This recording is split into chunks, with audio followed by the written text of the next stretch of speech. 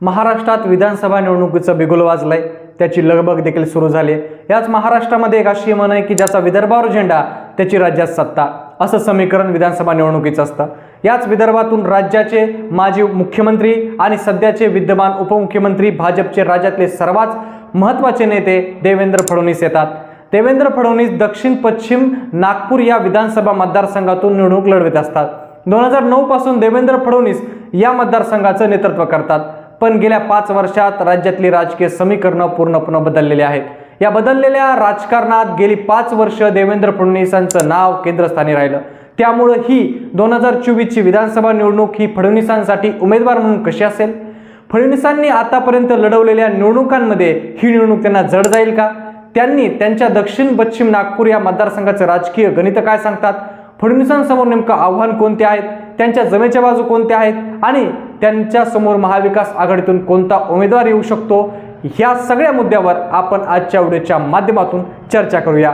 जय शिवराय, मी अभिषेक सोळुंके जनता महाराष्ट्रामध्ये आपल्या सर्वांचं अगदी मनापासून स्वागत करतो। याआधी दक्षिण पश्चिम नागपूर मतदारसंघाची रचना, इथली जातीय समीकरणं आणि या मतदारसंघाचा इतिहास काय यावर आपण एक नजर टाकू। वर्धा रोडवरील मिहानच्या पुनर्वसनात गेलेलं शिवणगाव, सोनगाव पासून तर अंबाझरी तलावापासून मेडिकल चौकापर्यंत असं मोठं क्षेत्र दक्षिण पश्चिम नागपूर मतदारसंघात येतं। सुरुवातीपासून इथं पश्चिम नागपूर मतदारसंघ होता। इथूनच देवेंद्र फडणवीस हे 1999 मध्ये पहिल्यांदा आमदार झाले। त्यांनी काँग्रेसच्या अशोक धवड यांचा या दिग्गज नेत्याचा पराभव केला होता। 2004 मध्ये त्यांनी या मतदारसंघातून विजय मिळवला।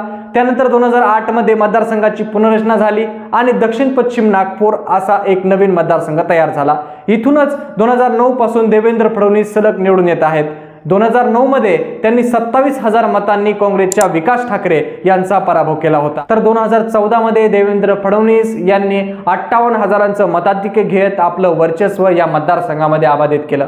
2014 पर्यंत देवेंद्र फडणवीस यांचा मताधिक्याचा आलेख हा चढता होता, पण 2019 पासून या मतदारसंघात भाजपला याच्या मताधिक्यामध्ये मोठी घसरण झालेली पाहायला मिळाली। आशिष देशमुख यांसारख्या नौका उमेदवार विरोधात असताना आणि मुख्यमंत्री पदाचा चेहरा म्हणून निवडणूक लढवली असताना देवेंद्र फडणवीस यांचं मताधिक्य आधीच्या निवडणुकीच्या तुलनेत 9,000 कमी झालं। त्यांनी 49,000ची लीड त्यांना त्यावेळी मिळाली। तर आता लोकसभा निवडणूक झाली। या लोकसभा निवडणुकीमध्ये फडणवीसांच्या या मतदारसंघामध्ये नितीन गडकरी यांनी 32,000 यांची लीड या मतदारसंघात कमी झाली। त्यामुळं या मतदारसंघात भाजपची चिंता वाढली आहे। आता देवेंद्र फडणवीस यांच्या समोर जातीय आव्हानं सुद्धा या मतदारसंघात आहेत। त्यातच नागपूर दक्षिण पश्चिम विधानसभा मतदारसंघ हा ओबीसी बहुल आहे। त्यातही कुणबी मतदारांची संख्या जास्त आहे। त्या पाठोपाठ अनुसूचित जाती आणि ब्राह्मण मतदार या मतदारसंघात राहतात। तसेच सुशिक्षित मतदारांचा मतदारसंघ म्हणून देखील या मतदारसंघाची ओळख आहे। या मतदारसंघात खरं तर अनुसूचित जातींचा मतदार हा कधीच भाजपच्या बाजूने नव्हता। तो मतदार काँग्रेसची पारंपरिक वोट बँक आहे, पण कधी भारिप बहुजन महासंघ तर कधी बहुजन समाजवादी पक्षाच्या उमेदवारामुळे दलितांचं मताचं विभाजन झालं। 2009 ला भारिप बहुजन महासंघ आणि अपक्ष उमेदवार या दोघांनी मिळून जवळपास 20,000चं घरात मतं घेतली। तर 2014च्या निवडणुकीतही बसपाच्या उमेदवाराने 17,000च्या घरात मतं घेतली।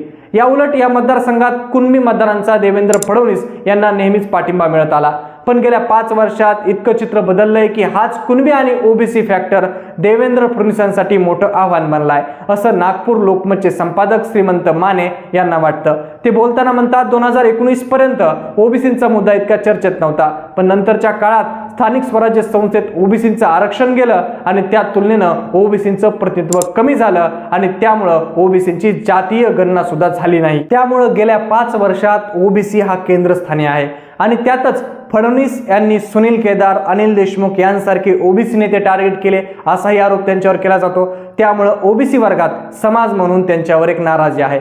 त्यामुळे 2024 ची निवडणूक ही फडणवीसांसाठी इतर निवडणुकांच्या तुलनेत एक वेगळी असू शकते, त्याची तुलना होऊ शकत नाही। ओबीसींबद्दलचं बदलतं चित्र हे मतदारसंघात फडणवीसांसमोरचं मोठं आव्हान आहे। कुणबी नेत्यांना टार्गेट केलं असा आरोप त्यांच्यावर होतो। त्यामुळे इथला कुणबी समाजाचा रोष त्यांच्यावर आहे। लोकमतचे ज्येष्ठ राजकीय पत्रकार चंद्रशेखर बोबडे यांनाही वाटतं, म्हणतात पदवीधर शिक्षक मतदारसंघाच्या निवडणुकीमध्ये भाजपला याचा फटका सुद्धा बसलाय। हे ओबीसी समाज एकत्र असल्याचं चित्र होतं। दक्षिण पश्चिम नागपूर कुणबी मतदारांमध्ये देखील नाराजीचा सूर दिसतोय, पण फडणवीसांनी हे डॅमेज कंट्रोल करायला सुरुवात केली आहे. त्याचा फायदा त्यांना कितपत होईल हे आपल्याला बघायला मिळेलच. आता या मतदारसंघामध्ये फडणवीसांचं लक्ष असणार आहे ते दलित मतांवर. दक्षिण पश्चिम नागपूर विधानसभा मतदारसंघात ओबीसी नंतर अनुसूचित जातींचे मतदार जास्त आहेत. या भागात रामेश्वरी सारखा मोठा परिसर, रामबा, जैतळा, एकात्मता नगर इकडे अनुसूचित जातीचे उमेदवार अधिक आहेत. आता फडणवीसांनी या मतदारावर आपलं लक्ष केंद्रित केलेलं देखील दिसतंय, कारण त्यांच्या मतदारसंघातील 378 बूथपैकी जिथं अनुसूचित जातीचे मतदार आहेत तिथे अधिक अशा ठिकाणी 100 बूथवर देवेंद्र दूत नेमलेले आहेत. म्हणून देवेंद्र फडणवीस यांना 2024 ची निवडणूक त्यांना या मतावर कशी जाते याकडे लक्ष आहे. त्यांचं या मतदारावर लक्ष देण्यासाठी त्यांनी प्रत्येकी 20 बूथ असे त्यांच्यावर प्रत्येकी 5 जण देखील नेमलेले आहेत. देवेंद्र दूताच्या माध्यमातून घरोघरी जाऊन लोकांना त्यांच्या समस्या काय आहेत विचारल्या जातात. त्याचबरोबर लाडक्या बहिणीचा फायदा मिळाला का, देवेंद्र फडणवीस यांच्याबद्दल तुमचं काय मत आहे अशी विचारणा केली जाते, अशी माहिती गोळा केली जाते. या समाजाची काही मतं वळवता आली तर याचा फायदा भाजपला होईल. आणि यात जर बघितलं तर जे लोक मतदानाला जाणार नाहीत यामुळे ते मतदान करतील आणि मताचा टक्केवारी देखील वाढेल अशी देखील माहिती आहे. परंतु गेल्या 5 वर्षात राजकीय समीकरण इतकी बदलली आहेत की त्यातून सर्वाधिक टीका आरोप फडणवीसांवर झाल्या. त्यात त्यांची इच्छा नसतानाही पक्षाचा आदेश म्हणून उपमुख्यमंत्री पद त्यांना स्वीकारावं लागलं. राजकारणात फडणवीसांचं डिमोशन झाल्याची देखील चर्चा होती. या सगळ्या बदलत्या चित्रांमुळे फडणवीसांनी त्यांच्या मतदारसंघातील निवडणूक कशी असेल तर सर्व निवडणुकांपेक्षा 2024 ची निवडणूक ही फडणवीसांना अवघड जाईल असं लोकसत्ताचे ज्येष्ठ पत्रकार चंद्रशेखर बोबडे यांना वाटतं. ते बोलताना असं म्हणतात की 2019 ची निवडणूक ही देवेंद्र फडणवीस मुख्यमंत्री म्हणून लढले, त्यामुळे मुख्यमंत्री म्हणून निवडणूक लढवताना तुमचं एक वलय असतं, तुमच्या पाठीमागे एक लाट असते, त्यामुळे त्यांच्यासमोर असणारे आशिष देशमुख यांच्यासारखा नौका उमेदवार होता. सगळ्या जमेच्या बाजू असताना फडणवीसांनी 1 लाखाच्या मताधिक्यानं निवडून येणं अपेक्षित होतं, पण त्यांना साधे 50,000च्या वर देखील मताधिक्य घेता आलं नाहीये. त्यामुळं आता 2019 सारखी परिस्थिती नाहीये. त्यांच्याकडे आता मुख्यमंत्रीपद सुद्धा नाहीये. त्यामुळं कुणबी समाजाचा आता त्यांच्यावर रोष आहे. या सगळ्या बाजू बघता त्यांच्यासाठी 2024 ची ही निवडणूक अवघड दिसते. त्यामुळं त्यांना या मतदारसंघात अधिक परिश्रम घेण्याची देखील गरज आहे असं या पत्रकारांचं मत आहे. पण नागपूर लोकमतचे संपादक श्रीमंत माने यांचं मत थोडंसं वेगळं आहे. ते म्हणतात की फडणवीसांना या निवडणुकीत मेहनत घ्यावी लागेल, पण त्यासाठी ही निवडणूक इतकी कठीण असेल असं वाटत नाही. कारण आपण जर बघितलं तर फडणवीसांचं राजकीय वजन जास्त आहे, त्याच त्यांचा फायदा मतदानामध्ये होतो. त्यामुळे त्यांना तितकं अवघड जाणार नाही. पण एक आहे की एक गोष्ट नक्की आहे की पटोले, वडट्टीवार, मुनगंटीवार या विदर्भातल्या बड्या नेत्यांपेक्षा फडणवीसांना त्यांच्या मतदारसंघात जास्तच मेहनत घ्यावी लागणार आहे. कारण फडणवीसांच्या मतदारसंघातील जातीय समीकरणं त्यांच्या बाजूनं अनुकूल नाही आहेत. आता हे जरी असलं तरी आपण जर बघितलं तर फडणवीसांसमोरचे मोठी आव्हानं आणि त्यांची जमेची बाजू काय आहे तर जातीय समीकरण हे फडणवीसांसमोरचं आव्हान आहे.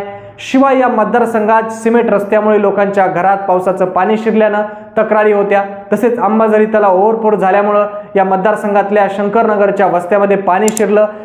त्यामुळे देखील या मतदारसंघातले सुशिक्षित आणि विचारपूर्वक मतदान करणाऱ्या मतदारांची नाराजी होती. त्यांनी हे प्रकरण पार हायकोर्टापर्यंत लावून धरलं होतं. या मतदारांची नाराजी दूर करणं हे फडणवीस यांच्या समोरचं आव्हान असणार आहे. तर दुसरीकडे त्यांनी नागपुरात केलेली विकास कामं ही त्यांच्यासाठी जमेची बाजू आहे. यात मानकापूर स्पोर्ट्स कॉम्प्लेक्स, विमानतळाचं नूतनीकरण हे सगळे विकासाचे मुद्दे येतात. शिवाय फडणवीस यांनी भाजपनं केलेल्या कामाचा उल्लेख करत धन्यवाद देवेंद्र भाऊ असा मोठे मोठे बॅनर नागपुरात लावले आहेत. विकास कामांना घेऊनच फडणवीस निवडणुकीला सामोरं जाणार आहेत. त्यामुळे ही निवडणूक जातीय समीकरण विरुद्ध विकास कामे अशी होईल असं इथल्या राजकीय विश्लेषकांचं मत आहे.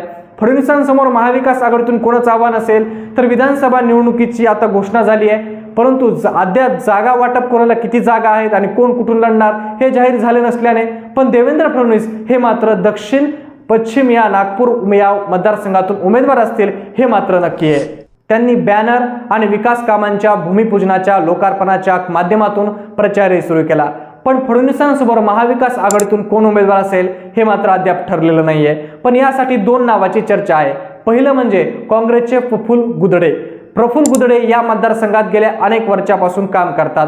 ते फडणवीसांविरोधात लढण्यासाठी इच्छुक असून त्यांनी पक्षाकडे उमेदवारी देखील मागणी केली आहे. शिवाय त्यांनी या मतदारसंघात प्रचारही सुरू केला आहे. प्रफुल्ल गुदडे हे दक्षिण पश्चिम मतदारसंघातील जैताळा परिसरातले रहिवासी आहेत. ते कुणबी असून इथल्या जातीय समीकरणात ते फिट बसतात. त्यांचं या मतदारसंघात नेटवर्क आहे. शिवाय आधी याच मतदारसंघाचा भाग म्हणून असलेल्या पश्चिम नागपूर या मतदारसंघातून 2 वेळा भाजपचे आमदार राहिलेले विनोद गुदडे या राजकीय परंपरेला देखील प्रफुल्ल गुदडेंच्या पाठीमागे आहे. उमेदवारीसाठी गुदडेंचं नाव जरी चर्चेत असलं तरी काँग्रेस त्यांना फडणवीसांविरोधात मैदानात उतरणार का हे बघणं महत्त्वाचं आहे. कारण काँग्रेस हा मतदारसंघ शरद पवार यांच्या राष्ट्रवादीला सोडणार असल्याच्या चर्चा आहेत.